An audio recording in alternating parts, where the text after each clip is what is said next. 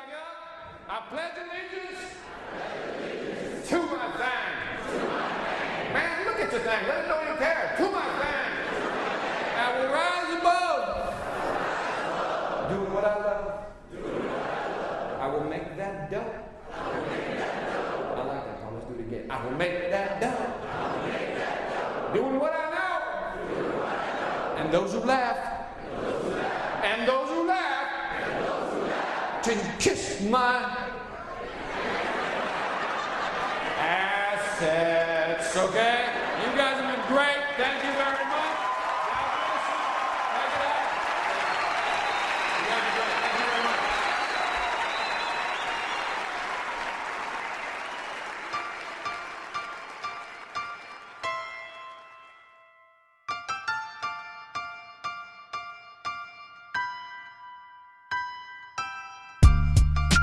I first met Victor at a conference he was giving here in South Florida, where I live. After the conference, we learned we had several things in common. For one, we were both from large Puerto Rican families, and secondly, neither of our families had very much money when we were growing up. We spoke about the possibility of one day working together and kept in touch thereafter. A couple of months ago, I got a call from Victor. He told me that he was going to be the keynote speaker at the National Conference for the Society of Hispanic Professional Engineers. He asked if I would take my camera and accompany him from his home in Georgia up to Philadelphia, where the conference was to take place, and document his experience, sort of like a weekend in the life of a motivational speaker. Now, for those of you who aren't aware, the self-improvement market is a billion-dollar industry. That's billion with a B. And I was always curious about the motivation of a motivational speaker. Did they really care whether you succeeded or failed, or were they in it just for the money? So the Friday before he was to speak at the conference, I flew up to Georgia and met Victor at Atlanta's International Airport, where he was also flying in from a speaking engagement in another city. From there, we drove to his home in Alpharetta, and that's where our story begins.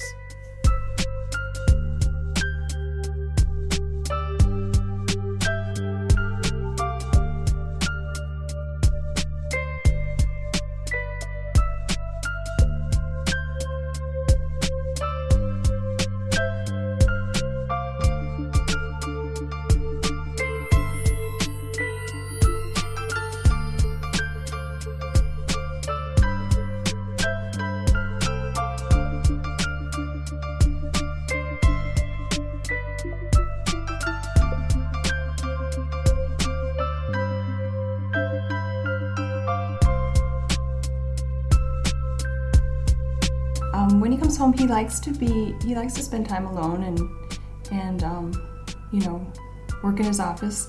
But he does have a lot of energy, and after a week home with him, I'm ready to send him off again. He's a little Victor goes a long way because he's got so much energy.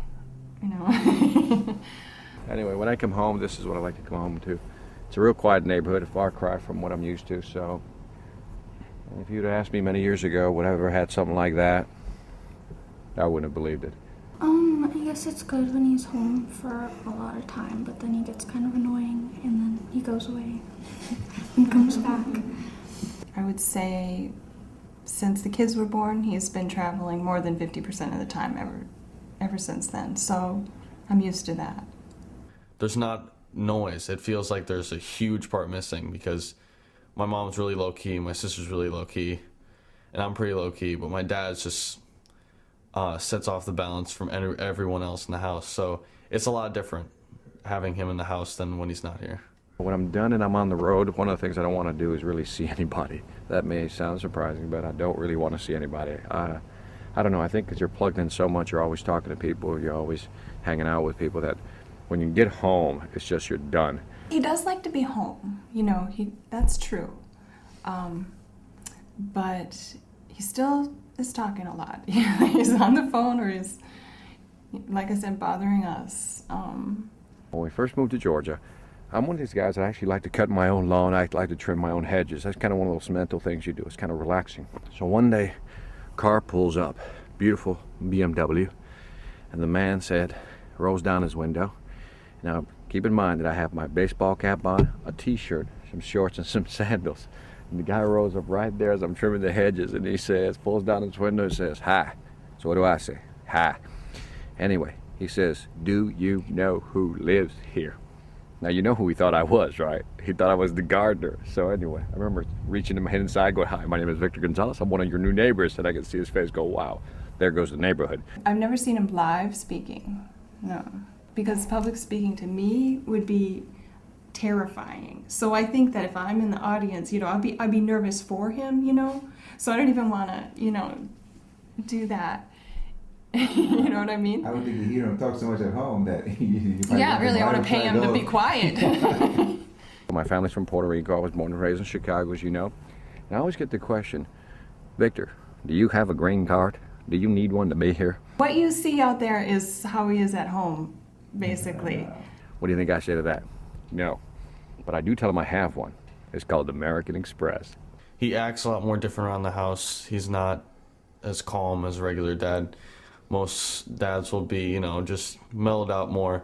He goes around the house singing, dancing. You could see the motivational speaker in him, because a motivational speaker would not act as calm as most dads. When I go to my friend's house, it's just not the same. He's not a normal dad, that's for sure. There's a reason I'm going through all these cards, because I want you to understand something. These are all the ideas that I think are good. My horse's voice, because again, I've been speaking for 2 weeks on the road. What do you expect? Anyway, so these are all the different things I write down. And so as I go through all this, you're probably saying, "Man, that's a lot of stuff. Are you going to speak about all this?" No. The sad thing is that all this is now, I take the best stuff of here, put this to the side, and then I whittle it down to 5 cards. Well, now in this case, I'm down to 6 cards, right? So 1, 2, 3, 4, 5, 6. Now, knowing how I speak, because I talk a lot, now that I got 6 cards, I take the best from there. Phase 2 of the process, I now whittle it down to 1 card. This is a 45-minute keynote. Part of my success when it comes to speaking, as far as memorizing speeches so it comes across naturally. You often see a lot of speakers use notes. If you use notes, you suck.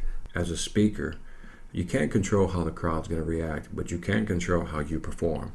And a speaker is a solo job. It's one of those things where it's you. And there was a guy, his name is Larry Wingate. He said something important. He said, if you're nervous about speaking, you don't know your content. Because if you have to think about it, you don't know it. In my mind, during the night, I'll just think about the speech over and over again. And I'll be able to run on pure adrenaline from here to tomorrow night at 9 o'clock. After I finish the speech tomorrow, you will see me unplug the battery so hard that I will crash right after that. That's how I usually work, but that's how I do it, folks. I try to shoot for the 80-20 rule. 80% of my content has to be fresh. Something new, something exciting. And just go from there. But 20% I always keep in because you need it. It's related material. Like if it's a college market, they always want to hear about my college experience. You got to throw that in there because like any good speaker, what do you want to do? Relate to your audience. And when you're speaking to a bunch of college students, if they see you come across as a corporate guy or a business guy, they're not going to listen to you. They're just going to shut down on you and that's it. No more conversation. So what I try to do within the first couple of minutes is just kind of, relate to them. So I pulled down the bingo card and I'm looking through this, looking at the different majors. And the first major I look at, it said civil engineering. I didn't know what that meant. I didn't want to be nice to people, so I said no. So second, it said, the second one was mechanical engineer. And I said, man, I don't want to fix cars either, right? And then the third one I saw was aerospace engineers.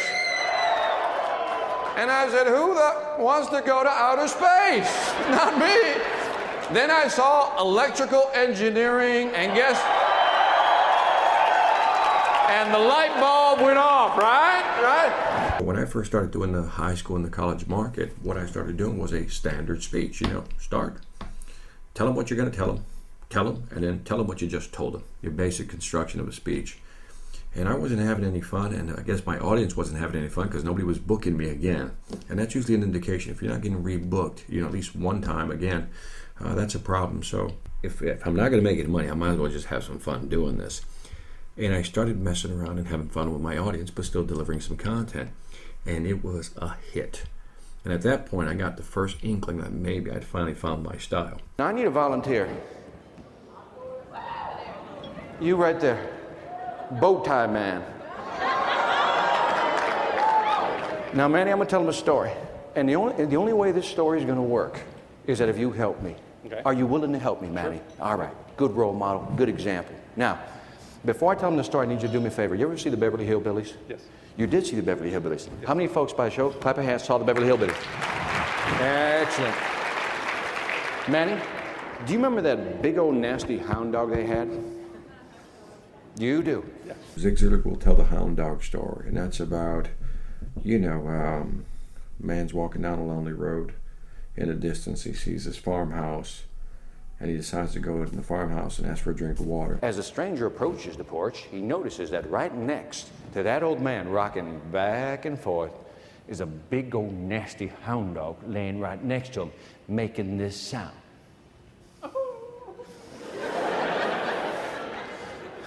Stranger asks the old man for a drink of water. Old man goes inside, gets a drink of water, comes back outside. Now, he's drinking water and they're having polite conversation, but in the background, all you hear is what? Finally, the stranger asked the old man, says, "Excuse me, sir, what's wrong with your dog?" The old man looks at the dog, looks back at the stranger, and with a straight face, he says, "Son, my dog is laying on a tack." He doesn't know what to say. So they continue on with the polite conversation. But the pain is getting more excruciating, apparently. It's getting more excruciating, apparently.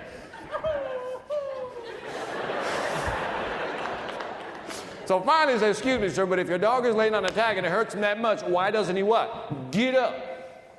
Old man responds, he says, "Son, you just don't understand. The tack hurts the dog, but not enough to make him want to get up and do something about it, right?" You ever talk to people who all they do is what? Why? Instead of doing something, what do? Why? Instead of getting up and doing something, they what?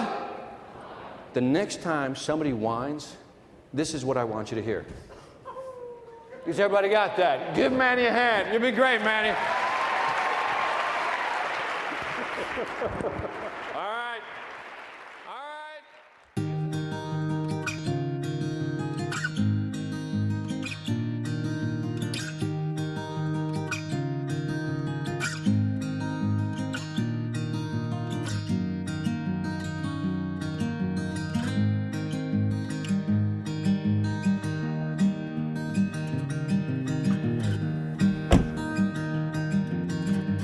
Go to the airport. It's about 6:30 in the morning. It's early, man. But here we go. Even though the event's later on tonight, why do I get up this early? Because flight delays, cancellations, I get paranoid about people.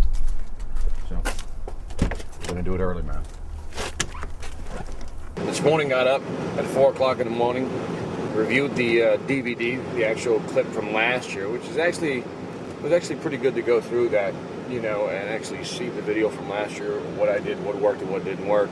So as I was laying out the outline today, it finally started coming together. So if last night I was at 60%, as far as confidence level, it's up to about maybe 80-85%. So by the time I hit the stage, it should be well defined. So when I get on the plane, I think what I'll just do is kind of mull it over in my head. But man, I'm tired as hell. I'm freaking tired. I'm the youngest of 6. I moved away.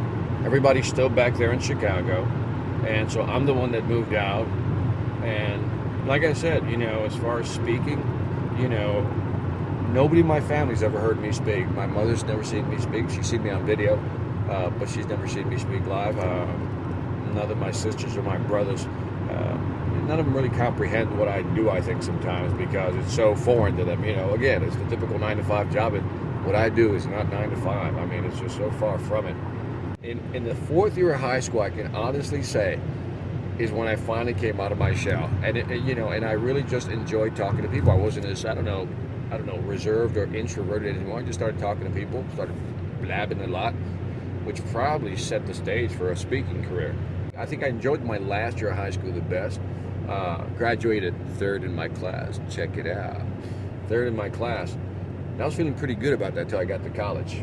Then I realized what a high school education in the Chicago public school system was really worth. Not much. I got to college, man. Holy shit. One day I go to my first class, and it was filled to the brim. You ever see those classes that have 300 to 500 people in the room? I've never seen anything like it. And so I'm sitting there, and I'm looking at the instructor take the podium. The instructor comes, he takes the podium, and he begins writing stuff on the board. And I'm looking at this like a deer caught in a headlight, because I have no idea what he's writing. Now, have you ever been in a situation where you don't know what's going on? And you start looking around to see who else doesn't know what's going on, right? Because you're like, am I the only one, right? I had to drop all my classes in the first semester because I couldn't keep up. I mean, I was failing almost everything, because, I was competing with kids that came out of the suburbs, man. They came out of Catholic school, private schools, and I couldn't keep up. It's almost like you come from the neighborhood, you're like, yo, what up? And they're like, how you doing? Wham, right there, bam, we just encounter a difference in culture. And if it wasn't for a guy named Octavio Mateo, this guy represented an organization called SHIP, which is exactly the same group I'm going to speak to tonight. It's called the Society of Hispanic Professional Engineers. And Octavio was the director of the organization on campus. Octavio happened to be Puerto Rican. And in the freshman class, when I joined, I was the only what? Puerto Rican. So he's like, we can't lose him, I mean, we were strapped for cash, man. Around that time, my father decided to leave my mother. And so you can imagine, after so many years, we know what that did to the family. So when my father left my mother for another woman at that age, we didn't have a real source of income. My sisters were actually, helping my mother with the bill because my mother, was now on disability because of a bad back. And so, we needed money, man. We needed money and we needed it bad. And so it was hard to go to school knowing that the family needed money, and here I am getting C's in college. And I told my mother, that's it, we're quitting, I'm done. And Octavio, a SHIP counselor, actually came into our neighborhood. Que atrevido. He actually came into our neighborhood. He had guts. He actually came into our neighborhood, went to my house, knocked on the door, and told my mother, your son, in so many words, had to what? Finish the race. And sure enough, my mother said, I don't know how we're going to do it. God will provide the what? Way. And I will light about 100 candles a day just to make this happen. If you know Puerto Rican families, you know what I'm talking about.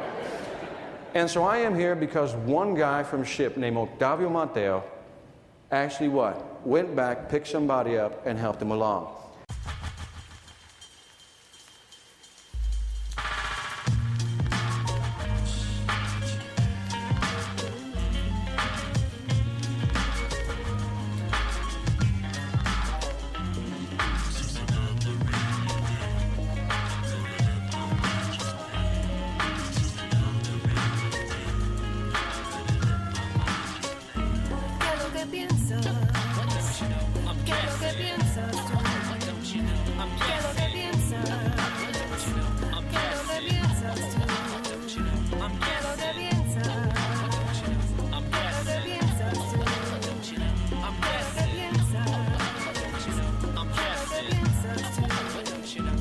If you want to learn the business, if you want to be a motivational speaker, if you want to be a professional speaker, whatever you want to call it, here's what you got to do. Here are the basic steps. Have a good story.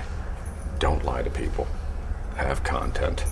And if you want to really duplicate what successful people are doing, start mimicking them. I always say, Zig Ziglar, my man, biggest virtual mentor I have. What I mean by a virtual mentor, I never paid the guy, never met the guy, but everything he does, I read, I go to his websites, I mimic, I copy, I try to emulate that. Do I steal his information? No.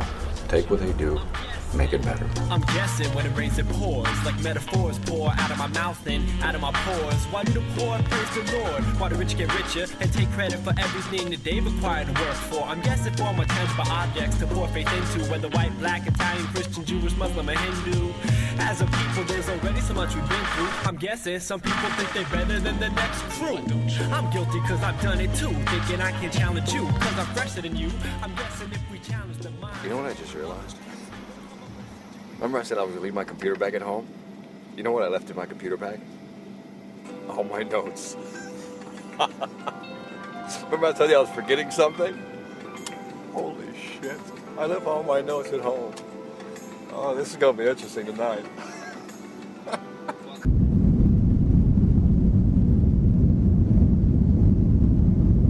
This is what happens when you forget your notes at home. This is exactly what happens when you forget your notes at home. Use a barf bag to write your speech out. And if the speech doesn't go well, then you do it like this. Yeah, all right, good. And I can see it from the front. When I look at my crowd, if I'm losing them, this is the obvious sign. It's the obvious one, right? The other one is that they start, looking around. Or they just start, not really reacting to anything you're saying. At that point, you got to either get them to do something or tell them an engaging story where, something that really captivates, that relates to them. So what I typically do is I do about maybe 5 minutes of content, and then I always insert humor. And it took me, listen to this, 5.5 years to graduate. Give it up. Thank you. Wait a minute. I tell this to everybody. I graduated with a 2.63 grade point average. Give it up. Wait a minute. Oh, that's exactly what I wanted to see. See, I can tell the positive people from the negative people. Positive people said, man, he graduated. Negative people are like, oh. I'm not clapping for that. That's because you're negative. See, you think it's a C+. I'm a positive brother. It's a B-. See the difference in that? Yeah. That's the barf bag. That right there, I know you can barely read it, but it's an outline of my speech tonight. Now, if you hired me to speak and you were seeing this right now, you should be worried. Don't worry, it'll be fine. I know him. He's famous. This is the type of treatment you get on Delta. Thank you. See ya.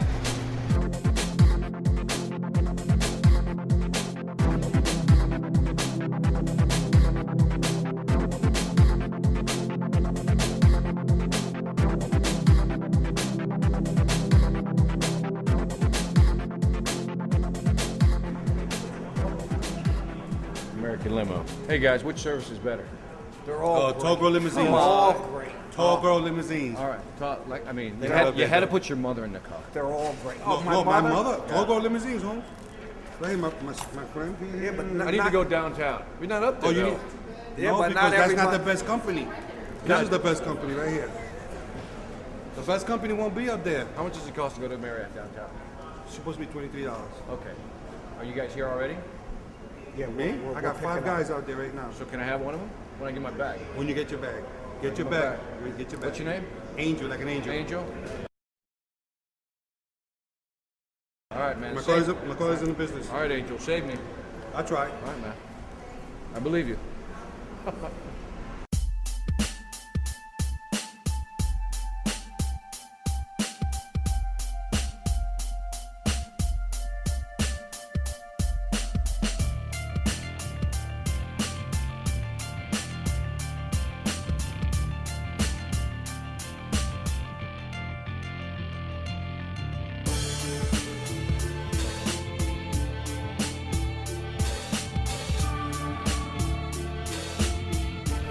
All right, which one, John? I'll tell you exactly what time of year. Hold on. James Kathleen, Richie got that. Hey. 1224 is Tom. Hispanic. And 240 is the other guy. He looks Okay, Boricua to me.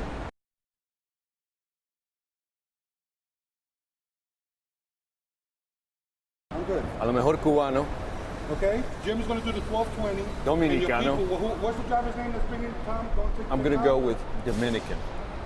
Tom, for one of the biggest limo companies, the real biggest limo company in Atlantic City. All right. There's only 2 of us. All right. Well, you're going to mira, you're going to drive the biggest Puerto Rican motivational speaker you ever drove. Okay. Well, guess what I need? What? I need a movie. There you go. 1 minute commercial. Talk to me about money. Okay, gentlemen, get ready for a Boricua experience. All right, man. Oh, are we getting you? You're driving us. You're getting in my car. This is my personal car. Shit. Well, my name is Andrew Gilby. I've been in the limo business for 23 years. I've been a personal driver for a billionaire for 3 years, for the guy that owns First Choice Bank for 2 years. I've been with the same family for 8 years. Now I not only represent, but I am the sales manager for Tall Girl Limousines for 2 years. Who's been a motivating force in your life, man? If you have looked back and you say, man, you know, this person 2 really people. motivated, and then tell me what they did. Everybody has some kind of motivation. Everybody has some kind of self-esteem. The level of that is what makes you different. How much you use of that. And for me, nothing motivates me more in this world than my mother and my father. Because being the first generation with a little degree, being the first generation to make over $100,000, being the first generation of a business owner, being the first generation successful businessman, I give all that credit to my mother and my father, which both are still alive, but always remembering where they come from and always taking from where they come from to the limit. The biggest change a mother can do for a son is put him on the right track. At 15 years old, my mother understood that if I didn't get out of Harlem, I was on the wrong track. The streets will do that to you when you don't have a lot of family, a lot of educated family, a lot of family to take you and pull you out. My mother did the best she could. My mother signed me up to be a counselor at a Children's Aid Society camp called Wagon Road Camp. Wagon Road was a camp for muscular dystrophy, leukemia, children that are dying, 1 past 21. When I arrived to that camp, I didn't have a clue what was going on the week of orientation. I thought I was in heaven. I thought that the Brady Bunch landed on my lap and I was going to be in heaven with white kids jumping into a lake and all that. Little did I know that the first week I was being prepared for CPR, cleaning all kinds of bowel movements and all kinds of vomit, and how to take care of asthmatic kids when they're having attacks, how to give mouth-to-mouth, the whole 9 for a whole week. From learning how to meditate to learning how to carry somebody through the woods and just be a part of life. Well, I hated it because I was only 15 years old and I wasn't crazy about cleaning nobody's butt. The first session lasted 3 weeks. I punked out, jumped on the bus, went to New York City. When I got to New York City, I was the last one off the bus and heard someone yell my name. I was kind of afraid. I thought they caught me. The lady said, "Are you Angel?" And I said, "Yes, ma'am." She said to me, "Thank you very much because you have made my son's life totally different. He's called and she's called and they called and you've just made such a big difference." Well, I jumped back on that bus, did my 2 next sessions and went back for another year. And by the time I finished that, I was 17 years old and I saw myself mature enough to go into the United States Army. The war just barely ended or was in the process of ending. I didn't care. I felt that I got to where I wanted to go to in life, and that's become a man. We have so many people that need to go back to the ghettos and help that one kid like me. Come out of it. There it is. That's where my heart goes. It's a shame that we don't have our own real people coming out and letting the world know that we are struggling like everybody else, but we are being successful also. We overcome it first. Exactly. We always do. So I'm proud to be a Puerto Rican today and every day of my life. It's not always about money. A lot of it is about time to let these kids see that just because they are where they are doesn't mean they can't go where we are.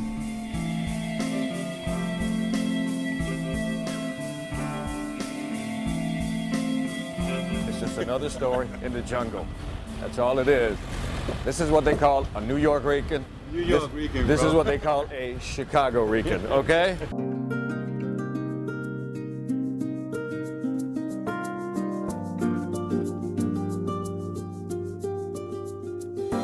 If I wanna live my life, it's gonna take some sacrifice to step inside my light, to embrace the infinite, to embrace the limitless. I gotta see beyond my senses,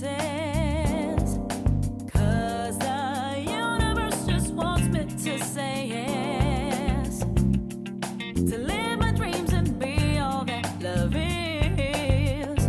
So I sang my song, I know it won't be long for faith. The reality of getting to the place actually hits you.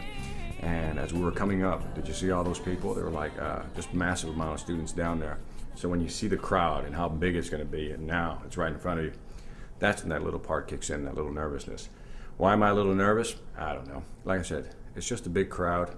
I got to run the speech in my head, so I got to pull out my throw-up bag. Where's my throw-up bag? Damn it.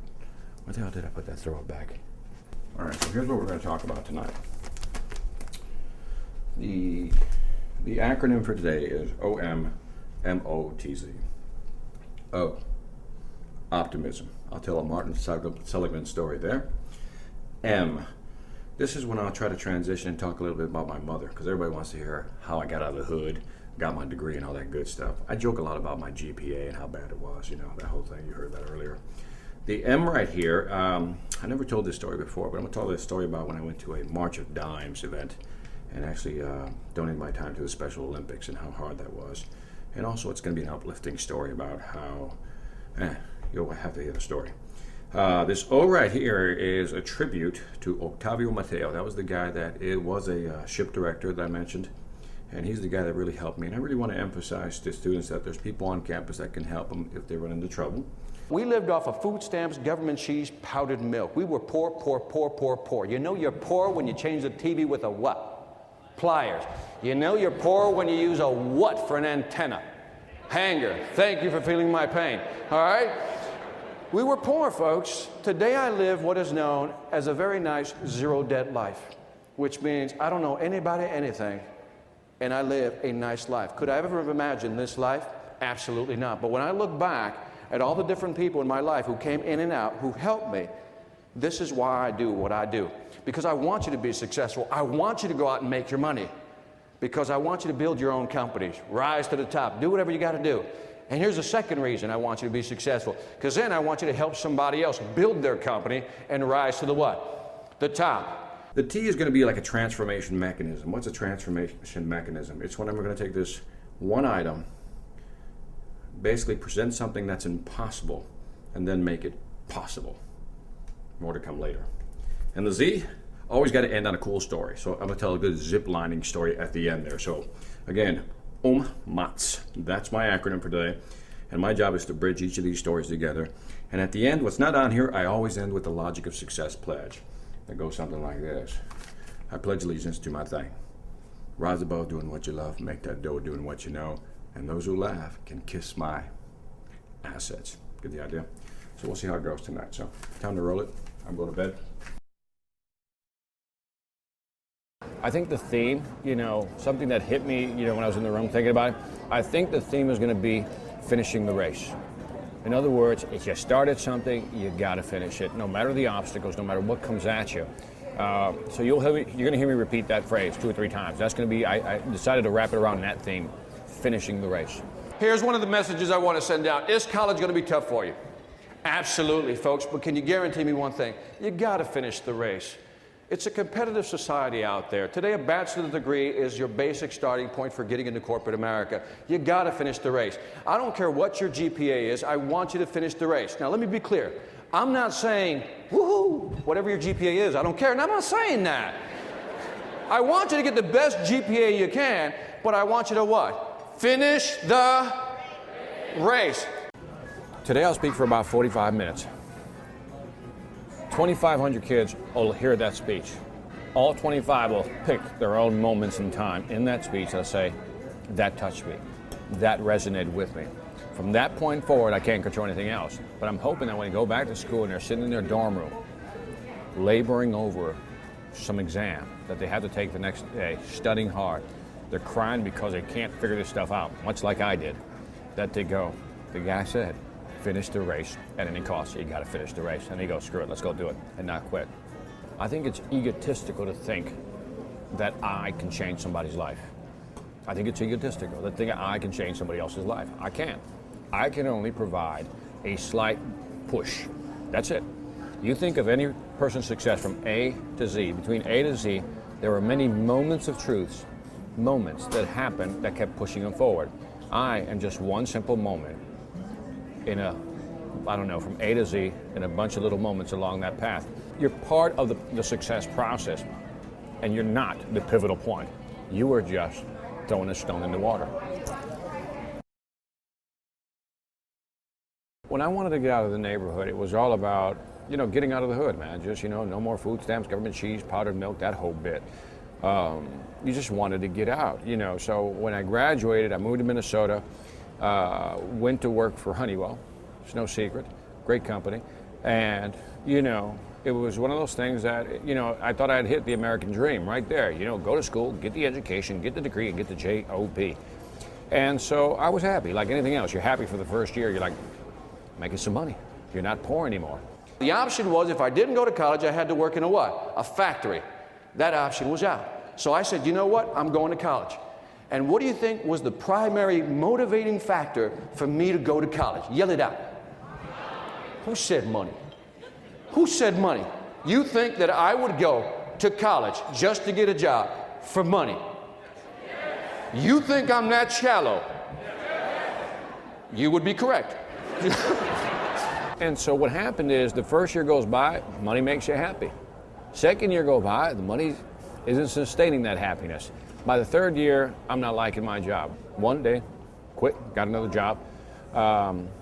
And that's actually how I started getting into sales. I started doing more what I call removed from engineering, more what I call application work. And then one day, in this new company, they need a manager to travel Latin America to do sales and training. That's where I met my mentor, Jose Santana. And this is 1992 when I first got into sales. And that guy right there, Jose Santana, he's from Cuba. This guy was the ultimate salesman in my book. We all come across people in our lives who are just fantastic salespeople. This guy was awesome. I followed him around for almost a year in Latin America. First of all, he had a voice like Ricardo Montalban. He would talk like, Oye, Victor. I mean, he had this beautiful, sultry voice. When customers would see this guy, they would want to hug him. And whatever he was selling, guess what? They were buying. And so I followed him around for about a year, maybe a little more. And I think everything I learned in sales, as far as relationships, how to deal with people, how to treat people, I learned from that guy right there, Jose Santana. The great thing about being in sales is that there's no hiding. You have a number. You have to hit that number. There's no excuses. Nobody wants to hear them. You had a quota. Did you hit your quota? Bam. A very objective, empirical metric. In corporations within the organization, the responsibility is so diluted amongst different responsibilities that if a project doesn't get done, well, marketing didn't give us this on time. If that would have happened, we would have had that on time. Well, maybe if we coordinated better and really had planned to strategically do all that. I think the first sale you have to make is to sell yourself on the actual product. And if you can't sell yourself, who the hell else is going to believe you? I think what happened was this quiet discontent started to build. And it was one of those things where, I think it was around 37, I'm going to say, could be 38. 37, 38, I started getting that quiet discontent. What do I mean by that? It's one of those, I was about to hit 40, and all the things I thought about doing, said I wanted to do, I hadn't done any of them. My wife says, I've gone ahead and set up a zip lining tour. Now, who knows by a show of hands, clap, what zip lining is? Wow. If you don't know what zip lining is, here's a visual. Tree, wire. Zzz. You get the idea? All right. Now, I've been married 20 years. Thank you. 4 different women, add up the years. Who cares? Doesn't matter.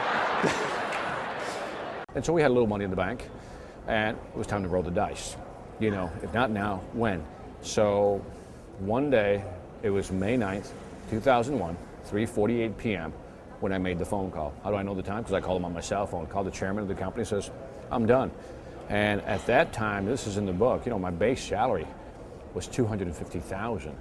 I had 110,000 shares of stock. The guy's like, you're gonna what?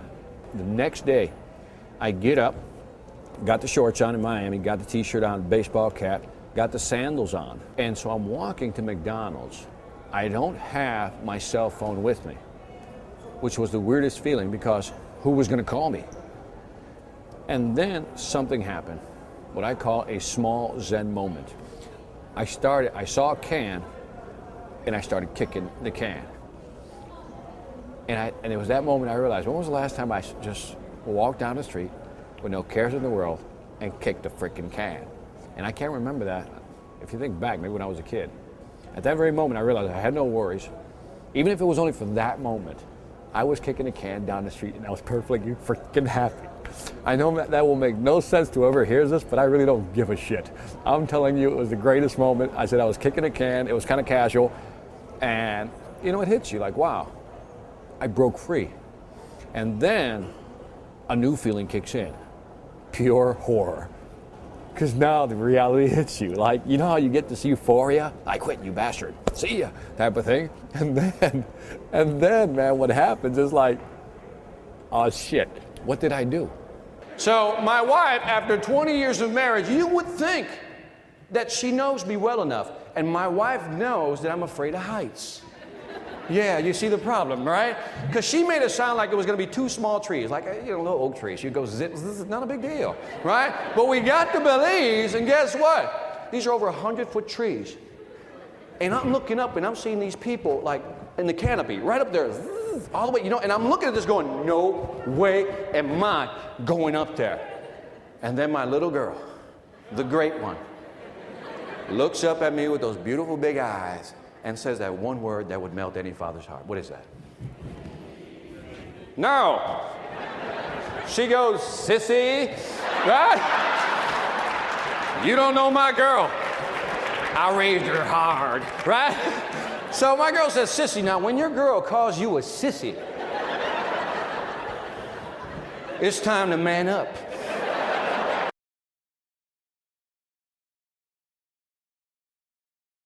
If you don't know the organization, basically you get like 10 speeches, and each speech is supposed to help you improve on different aspects of speaking. The first speech I gave was, man, it was horrible. It was pretty pathetic. I'm glad I don't have that tape. I don't think I could see it again. And so I looked at my first tape, I said, man, I suck. The second speech got better, third, fourth, fifth, so forth. I completed all 10. It took me about a year, maybe a little bit over a year, to complete all 10 speeches, because you don't do them right after the other. The second year, there was a competition. And what it was is that everybody in Toastmasters in that little organization could compete to go to what they call the area level, the next level, and compete with other Toastmasters organizations. So we held the competition within our little group. And that year, the second year, I had to compete against Hale. And Hale Mesereau was one of the most eloquent speakers I'd ever heard. The guy was, he was like a gentleman when he spoke. I mean, it was just like, it was regal. I mean, the man was just regal when he spoke. And I used to look at this guy like, holy shit, look at this guy speak that way. Now, he wasn't like rah-rah. The man was regal. He didn't need to get emotional. He just talked, and you just listened, and you enjoyed it. I didn't win. I was devastated. I was like, but again, when you lose to a guy like that, You're not feeling too bad. Fast forward, make a story short, third year, you know what happened. Kid Vic got it. I actually beat him. And the guy was gracious enough to come over and says, man, it was excellent, Victor. Congratulations. And so, as I went back to my working career, I got the bug. You know how you get the bug, but you let it sit there? And I guess the bug was getting bigger. The last company I was with, before I really got the bug, they gave us tickets. The organization was called Peak Performance, and they gave us these tickets. The company bought tickets, and every month, Peak Performance brought in some of the top speakers. That's when I saw Zig Ziglar for the first time. I was like, holy shit. So I put on the gear, put all kinds of harness on you, right? You get all ready for it. And then what happened, we had to climb up the side of the hill to get to the first platform, and there we are. What you do, listen carefully, pay attention. What you do is you got to put the pulley system on the wire, and you got to hold it with your left hand, right? Now, the wire's going that way. They give you a special glove with a piece of rawhide, like leather, right there. They say that's your braking system. Fast forward, if I say from 95, I mean, think about it. I walked away in 2001, so it's like something that built over, what, almost 6 years? By the time it built up, and I said, what am I going to do? I said, man, it's too late to open up a nightclub. Definitely don't want to be in a band anymore. Let's go do it. As you're zipping, you're holding down like this, and you let your hand right on top of the wire. And the guy says, now listen carefully. When you get halfway, you're going to start picking up speed. But you're also going to start seeing the other tree. What you need to do is to slow down. And this is how you do it, he says. What you need to do is tap, tap, tap, tap, tap. You know, just gently tap the brake, right? He says, whatever you do, do not try to stop on the dime. He says your arm will come out of its socket. Now, you know how people give you too much information? If you're too uptight, you're not going to like my humor. You're not going to like my style of speaking because you're expecting a more, basic speaking. We're ready. It's our turn. There we are on the platform. Visualize it, okay? I let my wife and kids go first because that's what real men do, right? So I let them go first. Wait. What does society say? Let's go by norms. Women and children what? That's all I'm saying. People are getting smarter. And today, in a world of high-tech society, we have access to the internet. We can now download videos from other speakers, audio. We got all access to this information. The question is, how do you differentiate yourself as a speaker in this market? And if you don't have your own style, you're screwed. It was my turn, and sure enough,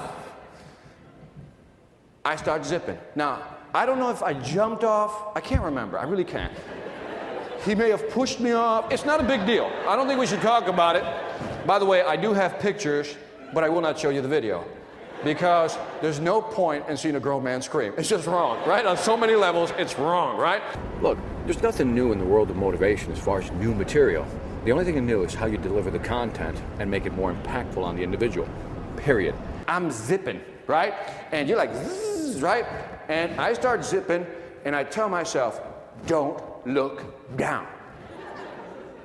You ever notice when you tell your brain not to do something, it does the what? Exact opposite. So I look down and man, the floor is a blur, my feet are dangling, I'm like, this is not good. And then I see the other tree and I start what? Yeah. And sure enough, I get to the next platform and I kept going, I kept making it. Now, let me ask you a question. Do you think I was scared? Yes. Do you think I was scared? Yes. But would you also agree that it was probably what? Exhilarating, wasn't it? Because everything you ever try for the first time, is it going to be scary? Absolutely. But is it also going to be what? Exhilarating? Absolutely, folks. It's about, we got about another hour and a half before mic check. Now I'm starting to think about it a little bit. Going, I got to speak to a large group. Reality, that starts setting in real quick about now. Am I nervous? Not really. I met this kid named Carlito. Third grade, and it was one of these kids that if God had come down and said, "Here's the coolest third grader you'll ever meet," that was Carlito. I met him in 3rd grade, and it was funny, we hit it right off the bat. The teacher had asked me, who would show Carlito, around the school. I was in 3rd grade, I was like, yeah, I'll do it. And Carlito always appreciated the fact that I raised my hand, So I showed him the lunchroom, and everything, and after lunch we went outside, and I thought he was going to need some partners to hang out with, right? He got outside, man, the kids just ran after him, man, the older kids, because his father, I found out later, ran the Little League team, right? So his father ran the Little League team. And so he was popular already, man. 3rd grade kid was like, and so as the years went on, it's like his coolness just grew. You know what I mean? I mean, you had to see him. It was like by 8th grade, all the girls wanted to be with him, all the guys wanted to be him, And we went to high school together, and it was really cool, man, because we decided to share lockers in the 1st year, right? And it's like his coolness carried over. You know what I mean? The guy would put on clothes and they just fit right. His hair was feathered perfectly. You know what I mean? The whole bit. And, during that time, I always say that, I met my first true love, right? In high school, her name was Angelina Santiago.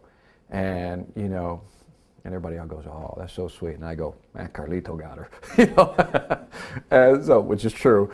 And so by, and then Carlito started getting into things, by his 2nd year, man, he was selling weed out of our locker. And, if you know my mother and you know the chancleta, it was time to separate. And so by 3rd year, he had gotten his girlfriend pregnant, a different girlfriend pregnant, and he never made it to the 4th year, just dropped out somewhere between 3rd and 4th year. And I didn't see much of him afterwards. But I remember after graduation, I remember one summer day, it was close to the time I just gotten up a job in my first job, the Honeywell job in Minnesota. And I saw him. I went down by Lake Michigan with a couple of friends, and I ran into him. And he seemed to be doing okay. You can never judge. And that was the last time I saw him. And so I moved up to Minnesota, and a few years later, I remember out of nowhere. I remember it was like a February morning or something, cold as hell in Minnesota. And my brother calls me up. He says, Carlito's dead.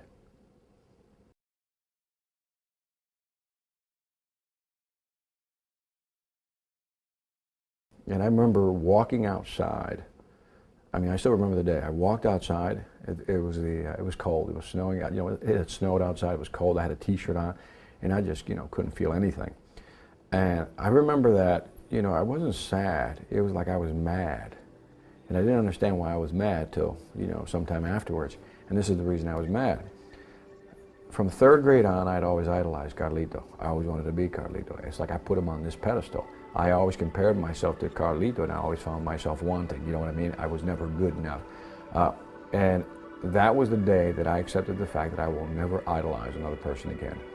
Because when we do that, what do we do to ourselves? We undermine ourselves, don't we? I'm too fat, I'm too skinny, I'm too short, I'm too tall.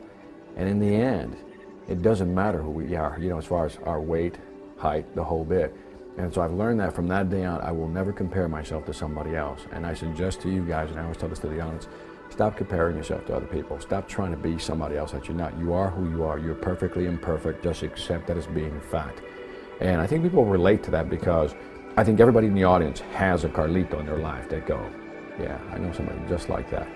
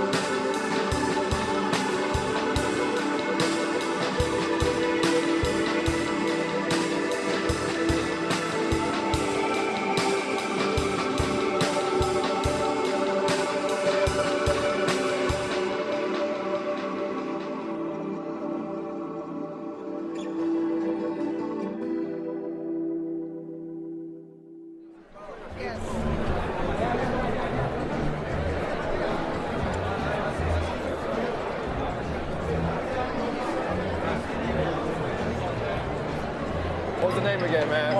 Juan de Massachusetts. Gracias. Hermano, ¿cómo estás? ¿La primera vez? No, tercera vez que te vemos. Y nosotros te vimos en Northeastern. 3 years straight, man. 3 years, this guy's the man. There you go. See, I like him already, man. Thank you, man. Wait a second. How you doing? Good, I'm seeing you again, Same here, man. Thanks for having me. Charles? Victor. Charles, pleasure to meet you, man. He's the motivational speaker for this evening. You cannot miss this presentation. You don't have to be here. Well, I'll be darned. I just don't have to. You don't have to be here, okay? Is it okay if I sit in the middle? You do whatever you want. Okay. Pleasure. Sheila, this is what I do. What I do is I come out now, and I don't want you to be surprised. That's why I come out. You introduce me. Give me a very okay introduction, not great, okay? Mediocre. And then what I do is I reject the ovation. And then I say, and then I said, no, I'm going to go back off stage. Shayla's going to do it one more time. And this time when I come out, I've come all the way from Atlanta, Georgia. I need a bigger round of applause. Okay. So you reintroduce me again. Okay. We have fun with them. Okay. Nervousness now down to 4%. Come on, man. If you're a speaker, if you're a real speaker, you feed off of this stuff, man. It doesn't intimidate you, man. It's like a drug right to the vein. Adrenaline.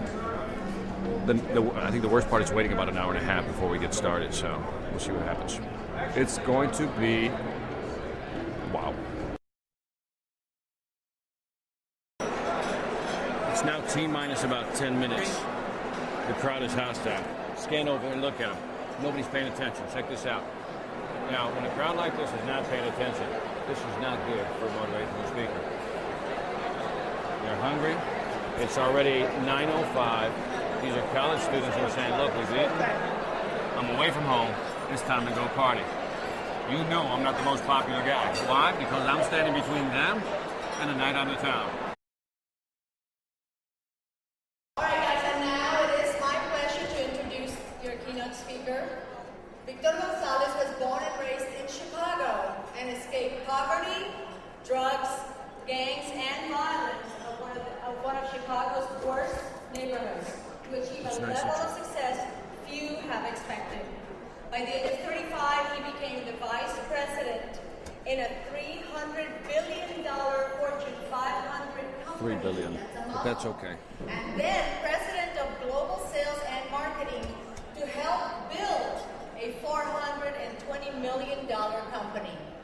He's a dynamic speaker who shares his personal experiences to convey a message about overcoming adversity and aligning one's strengths and goals to become successful. It's very important. He has written several books, but is best known for his motivational manifesto, The Logic of Success, which reveals the logic behind why some people fail while others succeed. I know I want to know. Gonzalez is currently the CEO of a multi-million-dollar high-tech equipment manufacturing company. That's okay. Has a BS in electrical engineering and an MBA.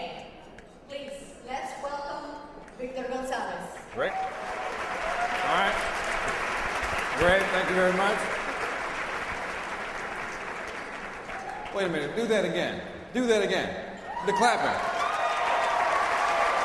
Stop. I've just traveled to 10 different cities in 2 weeks. I've had 3 hours of sleep. I come up on stage, and that's what I get. Here's what we're going to do. I'm going to go back off stage, and we're going to do it all over again. And when I come out, I need you to stand up. Clap like you mean it. I want you to shake the roof. Can you do that for me? Let's do it right. Can we do it right? Let's try it again. Wait a minute. I'll bring Shayla back. Shayla, come on back. Do your thing again. I'm coming back. Give him fire. Breathe. All right. Hold on, guys. Come on now.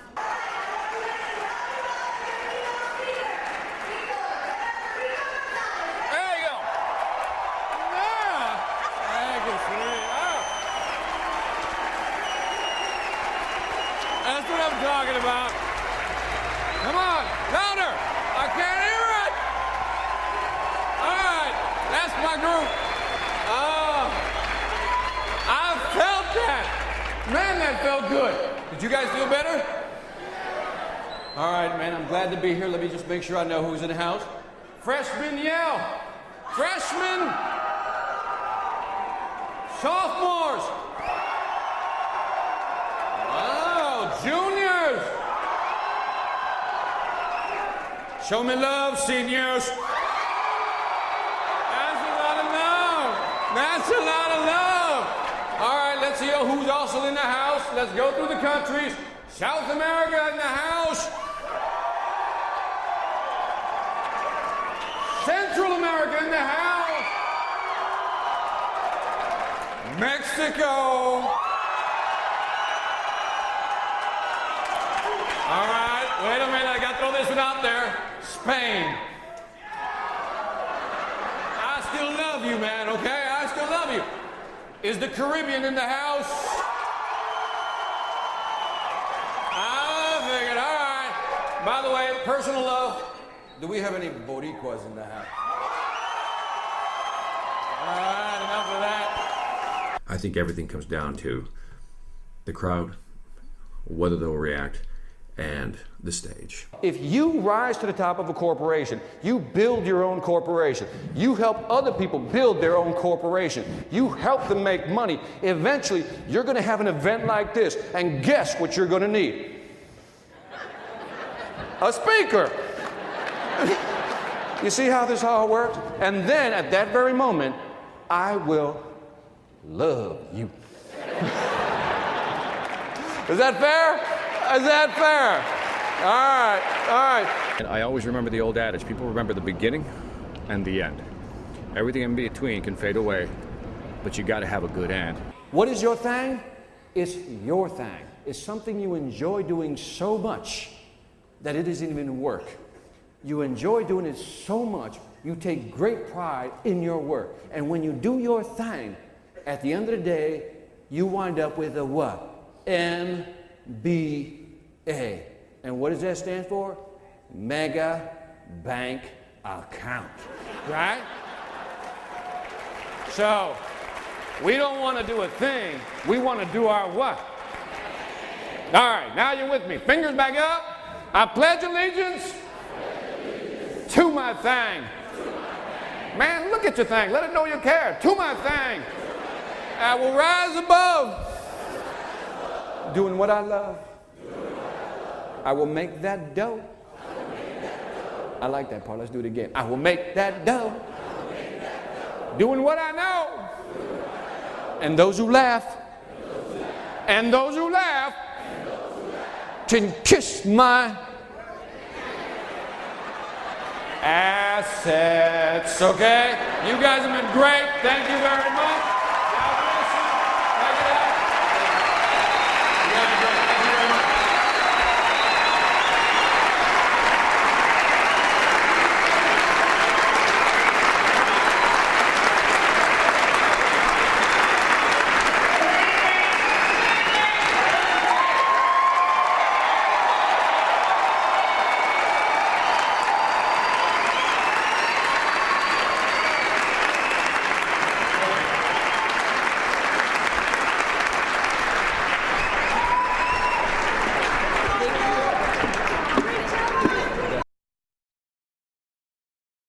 This is when you start really just coming down from it. So we'll go in there, we'll talk. I think they're going to wrap up the session another half hour or so. Just go in there and say thank you to everybody. I think it's impolite to just run after you do a presentation. So we'll go back in there and say hi to everybody, thank everybody again for the third year. And oh, it's over, man. We're done. We're done so much, man. Oh.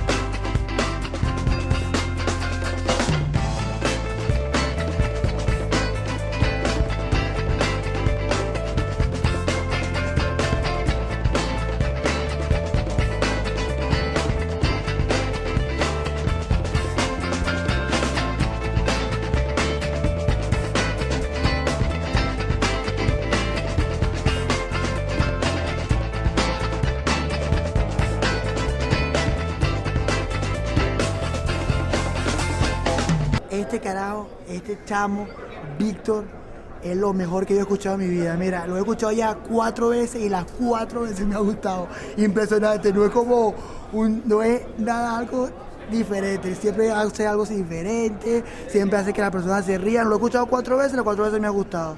Excelente persona, contrátalo, de spam y todo, fino pues. The event is now officially over. Guess what we're gonna do right now? Tear the monkey suit off, relax, and I'm about to crash. And I'm telling you, I'm gonna crash hard after this deal. But man, look at this. Sweet. Hey man, wait a minute, I gotta say this.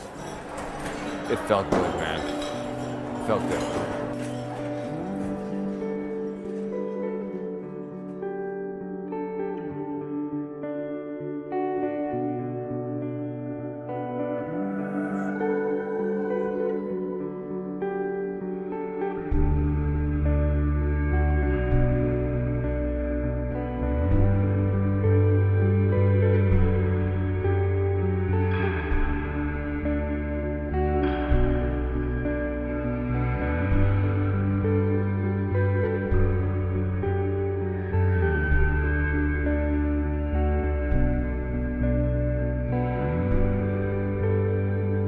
It's like my wife says, you know, who is insane enough to get up in front of a crowd to speak and to do 2,600 people and just say, wow.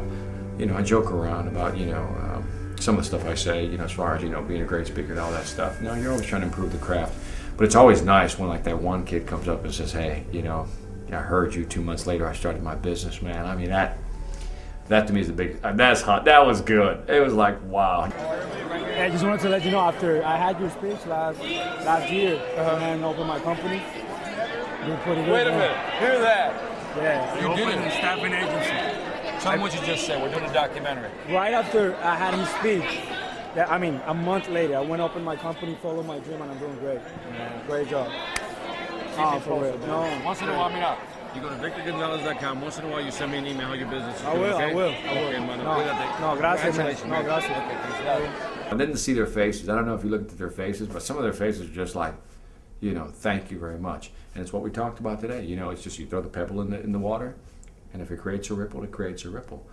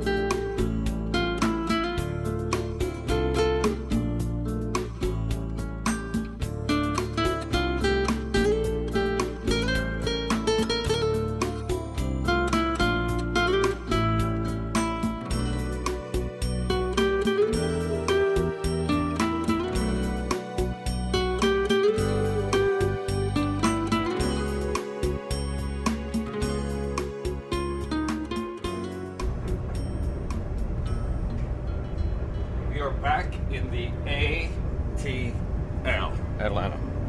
The life of the speakers you're starting to see, it's all airport, you know, it's all traveling. You know, those nights where you don't stay at a beautiful hotel, where you stay at a Motel 8 or, you know, 6 or something like that. It's not all glamorous. The travel is hard, time away from the family is hard. Things you need to consider if you want to get into this business. Be self-reliant, do it yourself. There's a lot of expenses to deal with when you deal with this business. Is it worth it? Would I do it all over again? Absolutely. Could I ever go back to a 9-to-5 job? I don't think so. This is the kid from the hood. We're talking Cabrini Green in the housing projects, right? Food stamps, government cheese, and powdered milk. If this isn't the American dream, I have no idea what it is. So God bless the United States. I love this country. Do I love this gig? I love this gig. Yeah, I love it, man.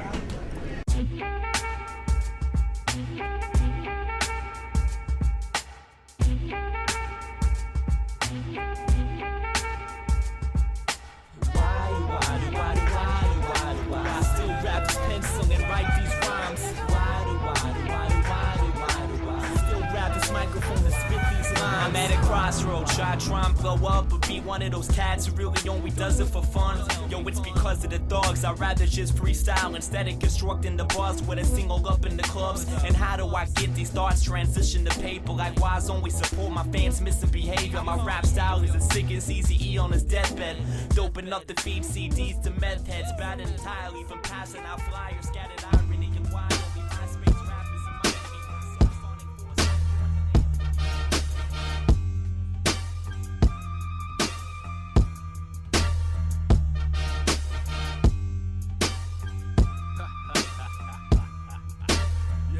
Yo, I move with my pack of wolves at the corner store, bringing ruckers, splitting Dutchess. Flip the cops trying to cuff us. I'm mental sick. Hell raised the spick in these ghetto slums where they sell them drugs or the better guns. The cheddar runs society and everything in it.